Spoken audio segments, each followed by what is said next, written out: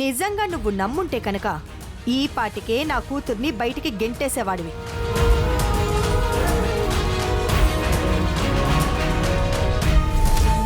పంపించలేదు అంటే నీ మనసు ఎక్కడో చెప్తుంది తను తప్పు చేసుండదు అని. అదే నిజం చరణ్. కంటికి కనిపించినవన్నీ నిజాలు అవ్వవో అంటారు. ఆ మాట నిజంగా నిజం. మీరందరూ పల్లవి తప్పు చేసింది అంటున్నారు. పల్లవి నాకు తెలియకుండా వీడియోలు ఫోటోలు నా ఫోన్ నుంచి వెళ్ళాయి అని తనే చెప్తుంది. సో నిర్ణయం ఏకపక్షంగా ఉండకూడదు కదా. తన మాటను కూడా వినిపించుకోవాలిగా. పల్లవి పంపించకపోతే తన ఫోన్ నుంచి వీడియోలు ఎవరు పంపించారు, ఎలా వెళ్ళాయి అని ఎంక్వైరీ చేస్తే అసలు దొంగలెవరో బయటపడొచ్చు కదా. మన కంటికేమో ఆధారాలు కనిపించాయని, అదే నిజమని మన చుట్టూ ఉన్నవాళ్లు ఏదో చెప్తే వాళ్ళు చెప్పింది కరెక్ట్ అని ఏకపక్షంగా నిర్ణయాలు తీసుకోవడం కరెక్ట్ కాదు. అది జీవితం విషయంలో తొందరపాటు నిర్ణయాలు తీసుకోవటం అస్సలు మంచిది కాదు.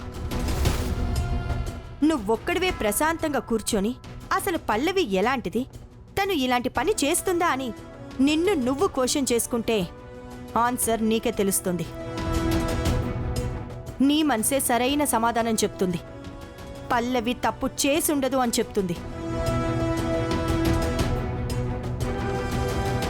లేదు పల్లవియే తప్పు చేసింది అని కాన్ఫిడెంట్గా చెప్తావా? ఆ మాట స్ట్రైట్గా చెప్పు. ఇప్పుడే నా కూతుర్ని తీసుకొని నేను వెళ్ళిపోతాను. తీసుకుపోతానంటుంది కదా, చెప్పు. చెప్పనయ్యా, తన వల్లే కదా నేను పోలీస్ స్టేషన్కి వెళ్ళింది. నీ కళ్ళ ముందే నన్ను ఎంతలా కొట్టారో చూసావు కదా. తను తప్పు చేసిందని నమ్మావు కదా. అదే మాట ఆవిడికి చెప్పనయ్యా.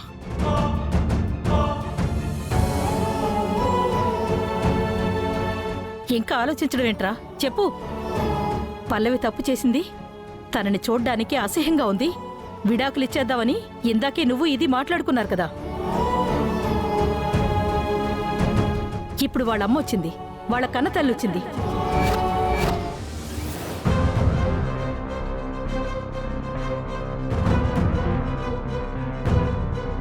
అడుగుతుంది కదా, చెప్పరా. కన్నతల్లంటుందేంటి? కొంపదీసి ముసల్దానికి విషయం తెలిసిపోయిందా? ఏంటత్తయ్య గారు? కన్నతల్లి ఏంటి అత్తయ్య గారు?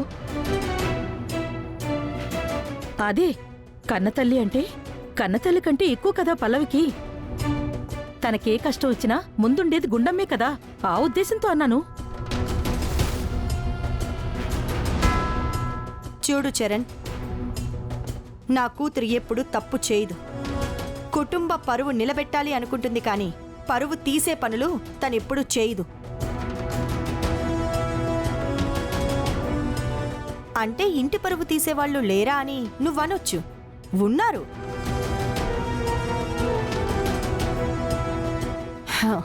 వాళ్ళు ఎవరు ఏంటి అనేది మనం జాగ్రత్తగా గమనించుకోవాలి.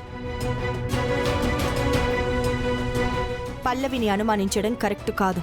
దయచేసి నా మాట విను.